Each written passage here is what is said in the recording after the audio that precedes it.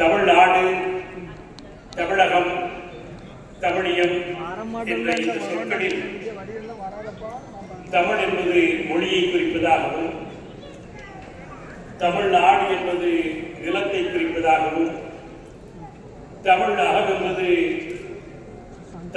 தமிழனுடைய உள்ளத்திலே எவ்வாறு குடியிருக்கிறது என்பதை குறிப்பதாகவும், தமிழியம் என்பது தமிழின் கோட்பாட்டை குறிப்பதாகவும் அமைந்த சொற்களாக அமைந்தாலும் கூட இவைகள் அனைத்தும் இன்று எவ்வாறு இருக்கின்றன என்கின்ற போது தமிழிய சிந்தனை என்பது நலிந்து கிடக்கின்றது.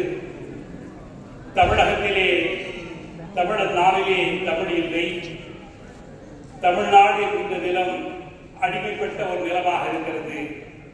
தமிழ் மொழி என்பது இன்னும் தமிழனுடைய உள்ளத்திலே விளையாத ஒன்றாக இருக்கின்ற இந்த சூழலில் இந்த அனைத்திற்கும் முன்னுட்டாக இருக்கின்ற ஒரே ஒரு சொல் தமிழ் என்பதால் ஆக இந்த இழந்த அந்த மொழி, இழந்த அந்த நாடு, இழந்த அந்த சிந்தனை மரபு, இவைகளை எவ்வாறு கட்டுநோக்கம் செய்வது என்பதிலே வாழ்நாள் முழுமையும் தன்னுடைய உழைப்பையும் உணர்வையும் பொருளையும் செலவிட்டு அவர் மட்டுமல்ல அவர் குடும்பத்தில் இருக்கிற அனைத்து தலைமுறையிலும் ஒரே நேர்கோட்டிலே செல்லக்கூடிய அளவுக்கு ஒரு தலைமுறையை உருவாக்கி தந்த ஐயா பாவலர் அவர்களுடைய இந்த எழுத்தடைவுகள் என்பது தமிழர்கள் ஒவ்வொருவர் வீட்டிலும் இருக்க வேண்டிய ஒரு பெரும் சொத்தாகும்.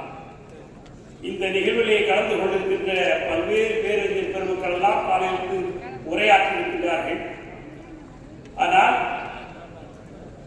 நான் சற்றொப்ப 1200 மைல்களுக்கு அப்பால் இருந்து இந்த நிகழ்விலே கலந்து கொள்ள வேண்டியது நம்முடைய கடமை என்கின்ற ஒரு உணர்வோடு தமிழ் இனத்தினுடைய உடமையாக இருக்கின்ற ஐயா பெருஞ்சித்தனார் அவருடைய நூல் அடைவுகள் வெளியீட்டு விழாவிலே கலந்து கொள்வதிலே அதிலே இங்கு எனக்கு வாய்ப்பளித்ததற்காக உள்ளபடியே இந்த நிகழ்ச்சியுடைய ஏற்பாடுகளுக்கு என்னுடைய நெஞ்சார்ந்த நன்றியை தெரிவித்துக் கொள்கின்றேன்.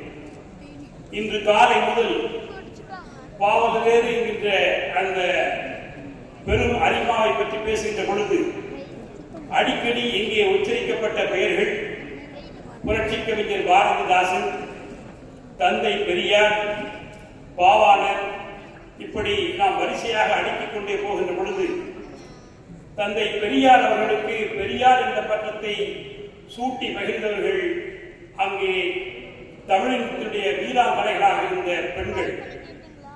அதுபோலவே தந்தை பெரியார் அவர்கள் பாவாணருக்கு திராவிட மொழியில் ஞாயிறு என்ற பட்டத்தை அடைமொழியை வழங்கி மகிழ்ந்தார். பொன்னம்பலனாருக்கு தமிழ் மரவர் என்கின்ற அடைமொழியை வழங்கி மகிழ்ந்தார். பேரறிஞர் அண்ணா அவர்கள் பாரதிதாசனுக்கு புரட்சி கவிஞர் என்கின்ற ஒரு அடைமொழியை தந்து மகிழ்ந்தார். பாவாணர் அவர்கள் நம்முடைய பெருஞ்சித்தனாருக்கு பாவல் வேறு என்கின்ற ஒரு அடைமொழியை தந்து மகிழ்ந்தார்.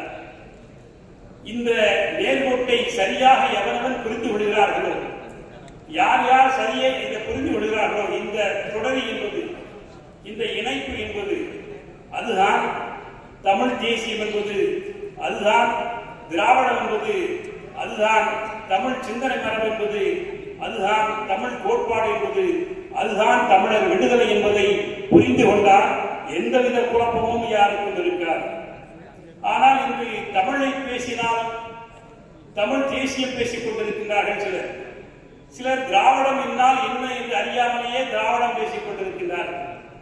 ஆனால் தமிழ் தேசியம் என்பது திராவிடத்தினுடைய ஒரு கூறு, திராவிடம் என்பது தமிழ் தேசியத்தினுடைய கூறு என்பதை உணர்ந்து கொள்கின்ற வகையில்தான் இன்று காலையிலிருந்து இங்கே திரும்ப திரும்ப சொல்லப்படுகின்ற சுட்டப்படுகின்ற பெயர்கள் தந்தை பெரியார் என்றும் பாவாணர் என்றும் பெருஞ்சித்தனார் என்றும் மறைமலை அடிகள் என்றும் நாம் சுட்டி காண்பித்துக் கொண்டிருக்கின்றோம். அந்த வகையில் பெருஞ்சித்தனார்கள் துறை மாணிக்கமாக இருந்து பெருஞ்சித்தனார் என்ற ஒரு பெயரை தனக்குள் அவர் சூட்டிக் கொள்கிறார். அந்த பெருஞ்சித்தனார் என்ற பெயரை அவர் தேர்ந்தெடுத்திருக்கிறார் என்றால் எத்தனையோ சங்ககால புலவர்கள், 400க்கும் மேற்பட்ட சங்ககால புலவர்கள் எல்லாம் இருந்திருக்கிறார்கள். அந்த பெயர்களை எல்லாம் விட்டுவிட்டு அவர் பெருஞ்சித்தனார் என்ற ஒரு பெயரை அவர் தேர்ந்தெடுக்கிறார் என்றால் அதுதான் பெருஞ்சித்திரனார் என்ற அந்த புறநானூற்று போலவன் நின்னையென்று உறவினருக்கும் நீனையென்று உறவினருக்கும் பன்மான் கற்பின் நின் கிளை முதல்வோருக்கும் கரும்பின் கடும் பசித்தீர யாழின் நெடுங்குறி எதிர்ப்பை நல்கியோருக்கும் இன்னாக்கு என்னாது என்னோடும் சூழாது வல்லாங்கு வாழ்வோம் என்று எண்ணாது நீயும் எல்லோருக்கும் கொடு மதி மனை கிழவோனை திருந்துவேல் குமணன் நல்கிய வளனே என்கின்ற இந்த ஒரு புறநானூற்று பாடலிலே வந்திருக்கிற தமிழ் சிந்தனை மரபு என்ன என்று தெரியுமா? அதுதான் பொருள் வயப்பட்டு இன்று இந்த உலகம் சென்று கொண்டிருக்கிற நேரத்திலே 2000 ஆண்டுகளுக்கு முன்பாக ஒரு புலவன் பேசுகிறான். குமணன் என்கின்ற அந்த மன்னவன் தந்த அந்த பரிசானது உனக்கு சொந்தமல்ல, மாறாக உன்னுடைய கிளைஞனுக்கு சொந்தமல்ல, வறியோருக்கு சொந்தமானது. நீ யாருக்கெல்லாம் விரும்புகிறாயோ அவர்களுக்கெல்லாம் கொடு, உன்னை யாரெல்லாம் விரும்புகிறார்களோ அவர்களுக்கெல்லாம் கொடு. இந்த பணத்தை இந்த செல்வத்தை செலவழிப்பதற்காக நீ என்னோடு கலந்து கூட பேச வேண்டிய தேவையில்லை என்று பெண்ணுரிமையை அன்றே பேசிய புலவன் இந்த புலவன் என்பதற்காக அவர் தேர்ந்தெடுத்து இந்த மண்ணுரிமைக்காக தனக்கு சூட்டிக் கொண்ட பெயர்தான் பாவாணர் என்ற அந்த அந்த பெருமகனார் தந்த பெருஞ்சித்திரனார் என்ற பெயரோடு இன்று நாம் அவரை பாவல் வேறு பெருஞ்சித்திரனார் என்று அழைக்கின்றோம்.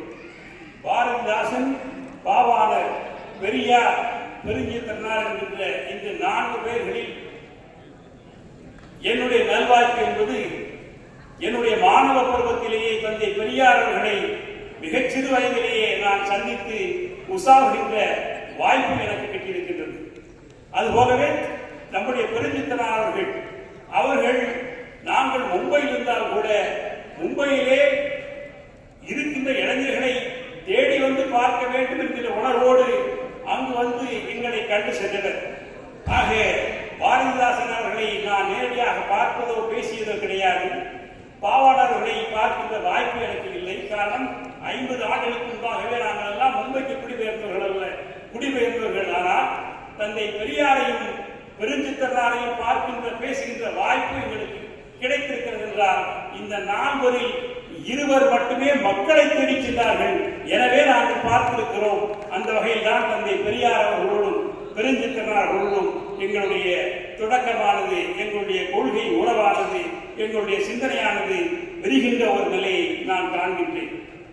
அவர் எழுதிய ஒரு சிறு நூல் இனம் ஒன்றுபட வேண்டும் என்பது எதற்கு என்கின்ற ஒரு சிறிய நூலிலே ஒரு மனிதன் பொது வாழ்க்கைக்கு வருகின்ற பொழுது அவன் எப்படிப்பட்ட குணங்களை கொண்டிருக்க வேண்டும் என்பதற்கு அடையாளமாக முதல் மருத்துவனாக தமிழ் சமூகத்தை சீரழித்த அந்த ஆரிய கடையான்கள் சிறுக சிறுக தமிழ் சமுதாயத்தை சீரழித்து வருகின்றது.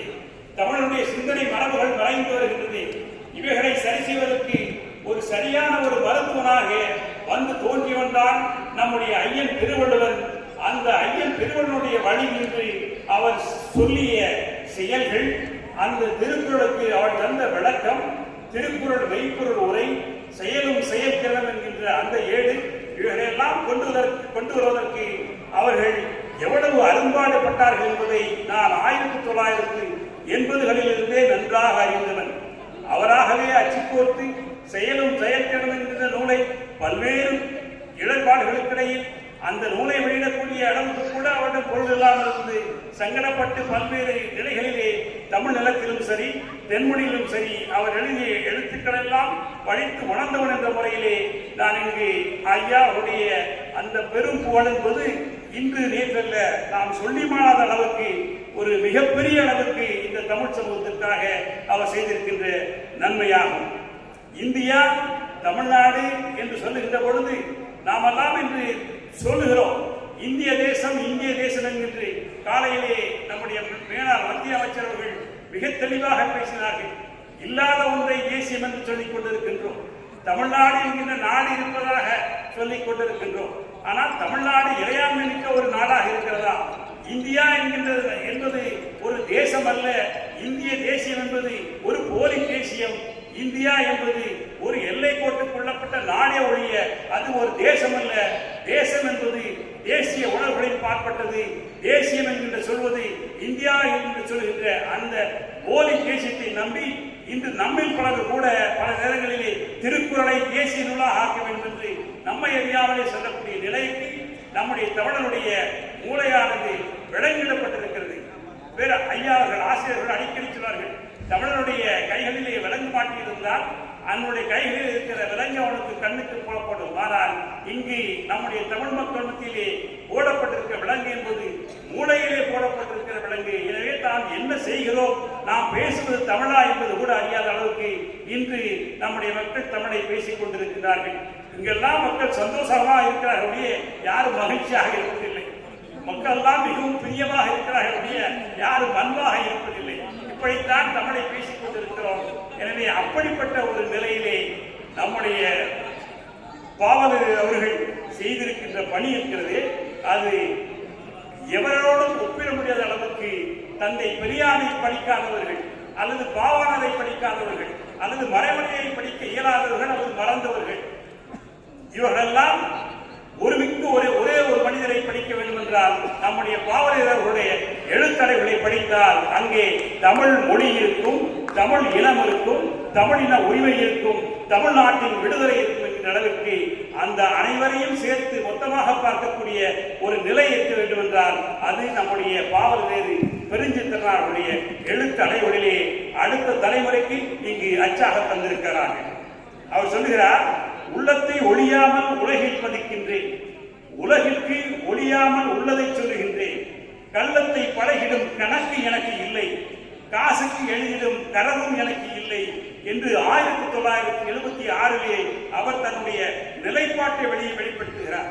மூச்சுள்ள வரைக்கும் உலகத் தமிழினர் முன்னேற்றம் ஒன்றே பேசுவேன், அதில் ஏச்சுக்கள் பேச்சுக்கள் 1000 வரினும் எதிர் நின்று இருகை வீசுவேன் என்று சொல்லக்கூடிய மன துணிவும் அந்த விரிவும் பெற்றிருப்பதற்கு கரணியம் என்னவென்றால், அவர் பொருளுக்காகவோ பதவிக்காகவோ அல்லது அதிகாரத்திற்காகவோ ஆசைப்பட்டவர் இல்லை. அப்படி ஒரு நிலை இருந்ததனால்தான் அவர் உண்மையை பேச முடிந்தது. அரசியல் கட்சிகளுக்கு செல்கின்ற போது பல்வேறு நேரங்களிலே சில சமரசங்களை செய்து கொள்ளக்கூடிய நேரம் இருக்கும். அப்படிப்பட்ட சமரசங்கள் செய்யும் போதெல்லாம் அவர் மிக துணிச்சலாக அவற்றை எதிர்த்து எழுகின்ற ஒரு துணிச்சல் அவருக்கு இருந்ததென்றால் அதற்கு முதற் கரணியம் அவருக்கென்று சொந்தமாக இதுவரை ஒரு காணி நிலம் கூட கிடையாது. சொந்தமாக அவர் எதையும் சேர்த்து வைத்துக் கொண்டது கிடையாது. தன்னுடைய புகழை இன்னொருவன் வாழ வேண்டும் என்று எண்ணியது கிடையாது. தான் ஒரு அதிகாரத்திலே அமர வேண்டும் என்று எண்ணியது கிடையாது. அப்படிப்பட்ட மகனாக வாழ்ந்ததின் விளைவாகத்தான் அவர் ஒரு சீரிய தொண்டராக தமிழினுடைய விடுதலைக்கு போராடுகின்ற அஞ்சா நெஞ்சனாக அவரால் பலம் வருந்த முடிந்தது. அதன் விளைவாகத்தான் உலக தமிழின முன்னேற்ற கழகம் என்கின்ற ஒரு அமைப்பை பாவாளர்களுடைய மறைவுக்கு பின்பு ஏற்படுத்துகிறார்.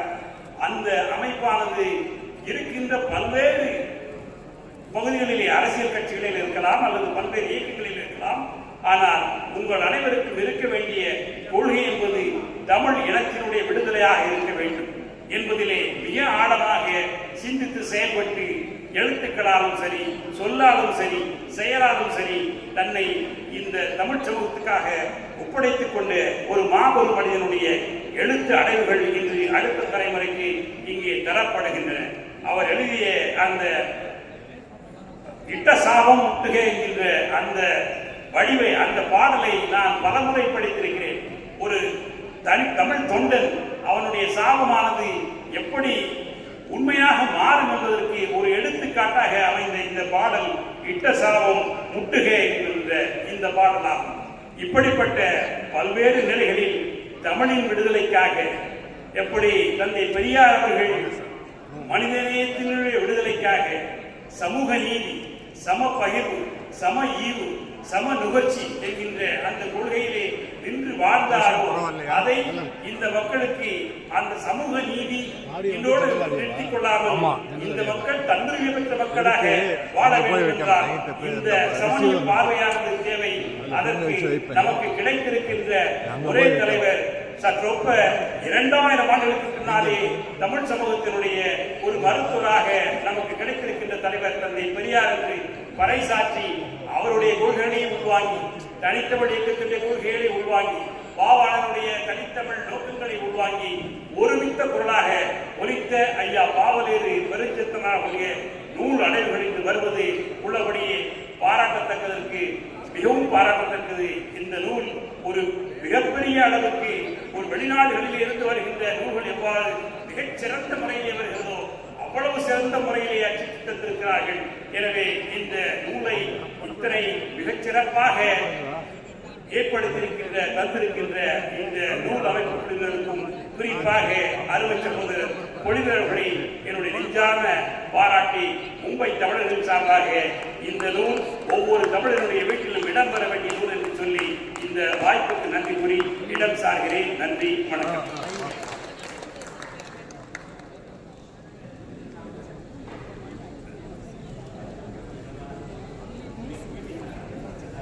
ஐயாவுக்கு நன்றி.